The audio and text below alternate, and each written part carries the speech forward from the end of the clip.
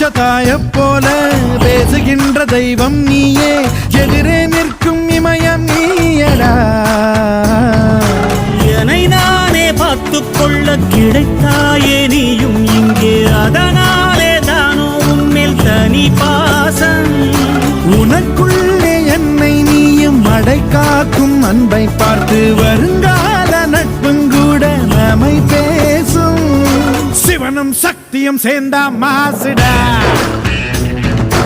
எதிர்த்து நின்னா எவனும் தூசுடா.